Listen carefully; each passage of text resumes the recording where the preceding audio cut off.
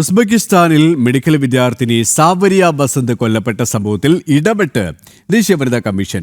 സംഭവത്തിൽ സ്വമേധയാ കേസെടുത്ത ദേശീയ വനിതാ കമ്മീഷൻ 7 ദിവസത്തിനകം നടപടികൾ സംബന്ധിച്ച റിപ്പോർട്ട് നൽകണമെന്നാവശ്യപ്പെട്ട് കേരള DGPക്ക് കത്തയച്ചു. സംഭവത്തിൽ സ്വമേധയാ കേസെടുത്ത ദേശീയ വനിതാ കമ്മീഷൻ പെൺകുട്ടിക്ക് നേരെ ഉണ്ടായ ആക്രമണത്തിലും നിർബന്ധിത മതപരിവർത്തന ശ്രമത്തിലും ആശങ്ക രേഖപ്പെടുത്തി.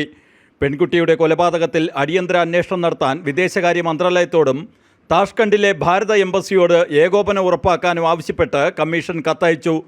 പ്രതികളെ ഭാരതത്തിന് കൈമാറുന്നതിനുള്ള സാധ്യതകൾ പരിശോധിക്കാനും കുടുംബത്തിന് ആവശ്യമായ സഹായം നൽകാനും DGPയോട് ആവശ്യപ്പെട്ട കമ്മീഷൻ 7 ദിവസത്തിനകം കൈക്കൊണ്ട നടപടികൾ സംബന്ധിച്ച വിവരമടങ്ങുന്ന റിപ്പോർട്ട് നൽകണമെന്നും DGPയോട് നിർദ്ദേശിച്ചു. ഉസ്ബെക്കിസ്ഥാനിലെ ഭാരത അംബാസഡർ മറ്റ് ഉദ്യോഗസ്ഥരുമായി ഏകോപനം നടത്തി നിയമ നടപടികൾക്ക് ആവശ്യമായ സഹായം ഉറപ്പാക്കണമെന്നും കമ്മീഷൻ നിർദ്ദേശിച്ചു.